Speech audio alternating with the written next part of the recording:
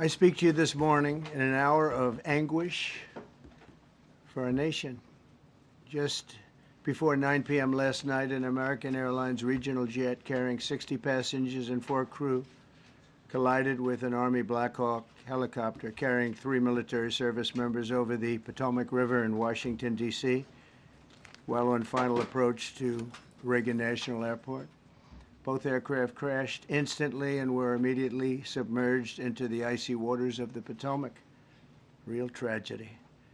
The massive search and rescue mission was underway throughout the night, leveraging every asset at our disposal, and I have to say the local, state, federal, military, including the United States Coast Guard in particular, they've done a phenomenal job. So quick, so fast, it was mobilized immediately. The work has now shifted to a recovery mission. Sadly, there are no survivors. This was a dark and excruciating night in our nation's capital and in our nation's history, and a tragedy of terrible proportions.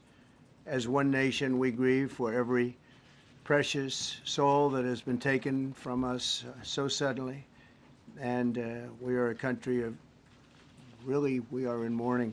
This is really shaken a lot of people, including people, very sadly, from other nations who were on the flight.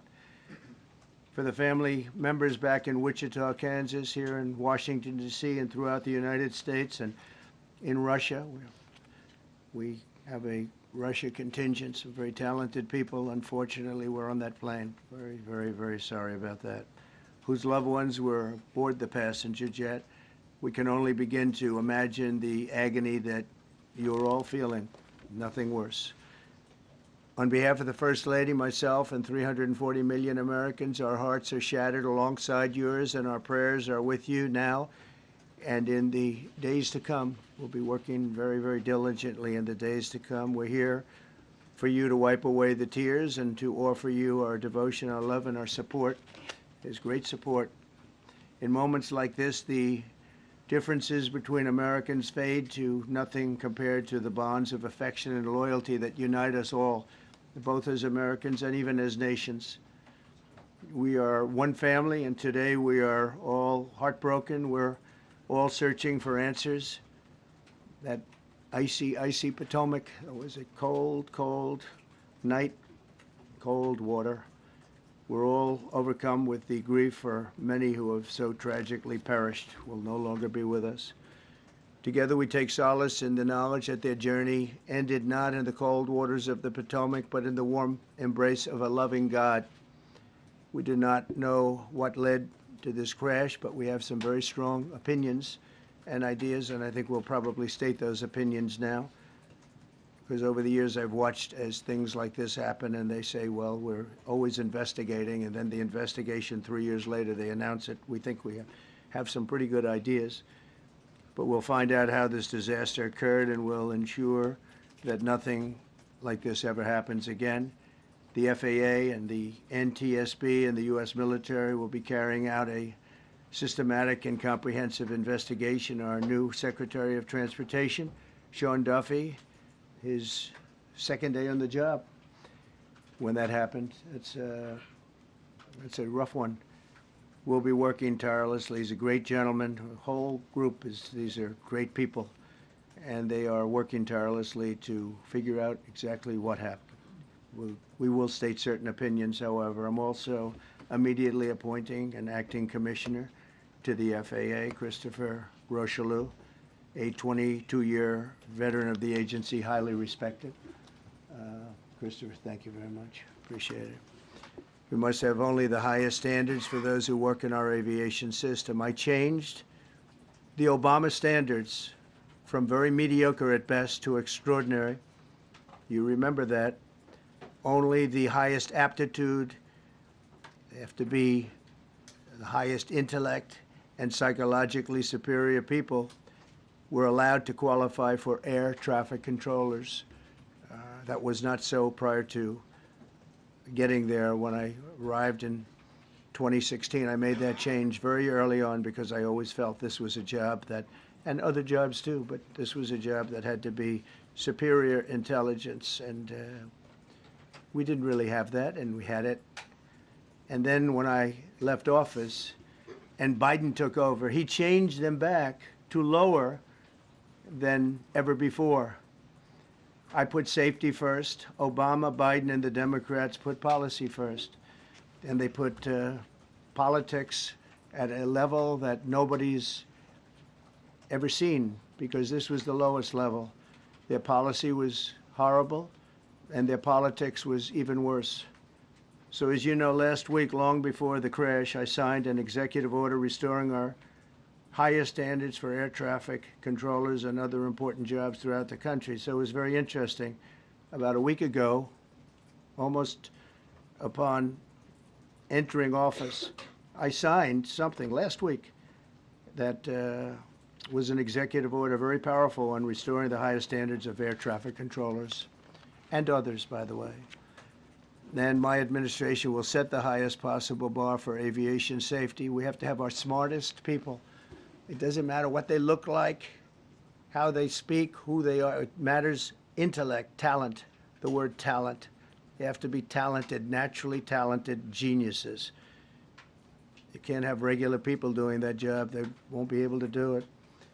But we'll restore faith in American air travel. I'll have more to say about that. I do want to point out that various articles that appeared prior to my entering office, and here's one.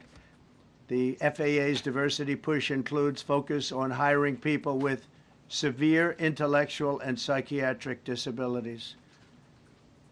That is amazing. And then it says FAA says people with severe disabilities are most underrepresented segment of the workforce, and they want them in, and they want them, they can be air traffic controllers. I don't think so. This was in January 14th, so that was a week before I entered office. They put a big push to put diversity into the FAA's program. Then another article, the Federal Aviation Administration, this was before I got to office, recently, second term. The FAA is actively recruiting workers who suffer severe intellectual disabilities, psychiatric problems, and other mental and physical conditions under a diversity and inclusion hiring initiative spelled out on the agency's website. Can you imagine? These are people that are, I mean, actually, their lives are shortened because of the stress that they have. Brilliant people have to be in those positions, and their lives are actually shortened, very substantially shortened, because of the stress, where you have many, many planes coming into one target, and you need a very special talent and a very special genius to be able to do it. Targeted disabilities are those disabilities that the federal government, as a matter of policy, has identified for special emphasis in recruitment and hiring. The FAA's website states they include hearing, vision, missing extremities, partial paralysis, complete paralysis, epilepsy, severe intellectual disability, psychiatric disability, and dwarfism all qualify for the position of a controller of airplanes pouring into our country, pouring into a little spot, a little dot on the map, a little runway. The initiative is part of the FAA's Diversity and Inclusion Hiring Plan. Think of that. The initiative is part of the FAA's Diversity and Inclusion Hiring Plan, which says diversity is integral to achieving FAA's mission of ensuring safe and efficient travel. I don't think so. I don't think so. I think it's just the opposite. The FAA website shows that the agency's guidance on diversity hiring were last updated on March 23rd of 22. They wanted to make it even more so. And then I came in, and I assume maybe this is the reason. The FAA, which is overseen by Secretary Pete Buttigieg, a real winner. That guy's a real winner. Do you know how badly everything's run since he's run the Department of Transportation? He's a disaster. He was a disaster as a mayor. He ran his city into the ground, and he's a disaster now. He's just got a good line of bullshit. The Department of Transportation, his government agency charged with regulating civil aviation. Well, he runs it 45,000 people, and he's run it right into the ground with his diversity.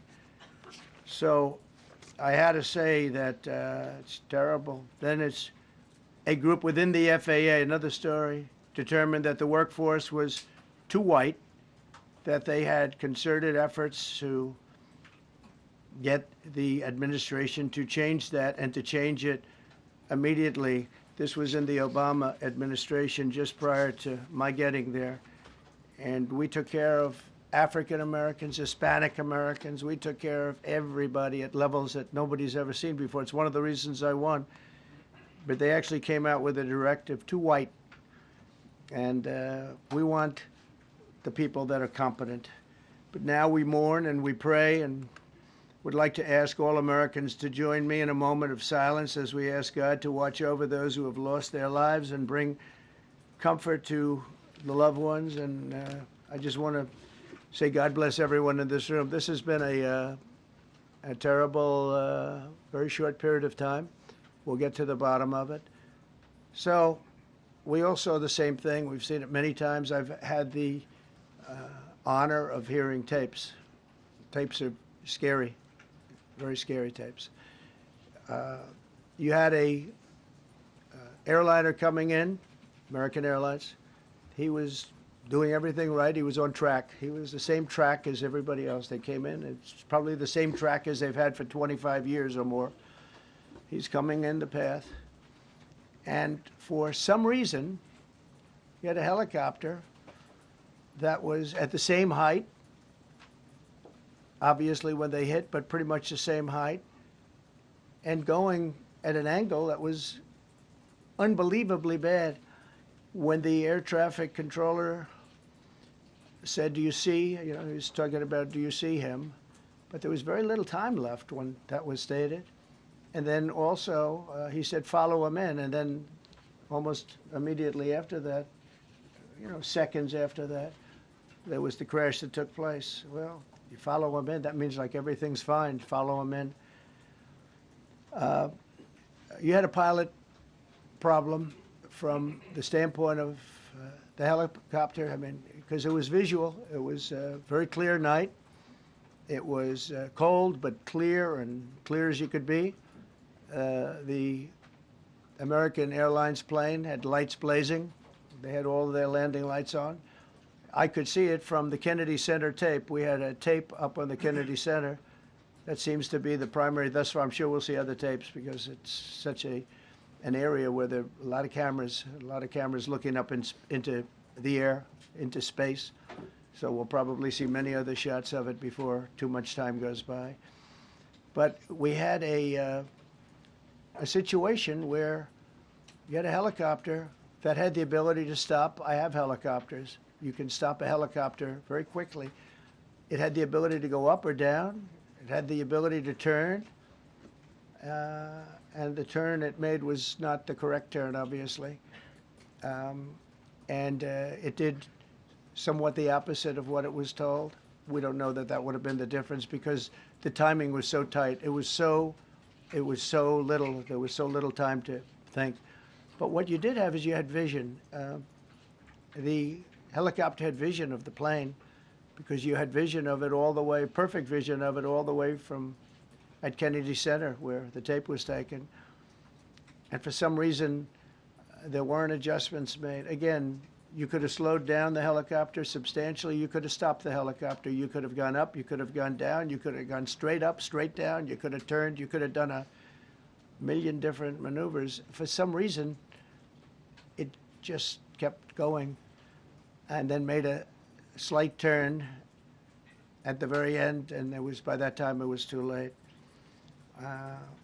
They shouldn't have been at the same height, because if it was at the same height, you could have gone under it or over it, and nobody realized, or they didn't say that it's at the same height. At the same height, it still wouldn't have been great, but you would have missed it by quite a bit. Could have been 1,000 feet higher. It could have been 200 feet lower. But it was exactly at the same height, and somebody should have been able to point that out. So all of this is going to be studied, but it just seems to me, from a couple of words that I like to use, the words common sense, some really bad things happened. and some things happened that shouldn't have happened. So you had a helicopter going in an identical direction. You had a helicopter that was at the exact same height as somebody going in essentially the opposite direction. You had a plane that was following a track, which is a track that every other plane followed. And I don't imagine, I know I've heard today that they might have been following the preceding plane, which was pretty close, but not that close, the preceding plane. But you wouldn't have even been able to see that because of the direction that the helicopter was coming in at. So you had a confluence of bad decisions that were made, and you have people that lost their lives, violently lost their lives. We're going to take a few questions. I'd like to ask our new Secretary of Transportation to say a few words. Sean Duffy, great gentleman, just started. It's not your fault, and I know you agree with me very strongly on intellect and even psychological well-being of the air traffic control. It's such an important position, and I think I can't emphasize stronger. I changed it when I first ran in 2016. I changed it. We had the highest standard that you could have, and then they changed it back. That was Biden, to a standard I read it to you. That was from one of your papers. One of the people in this room actually wrote that.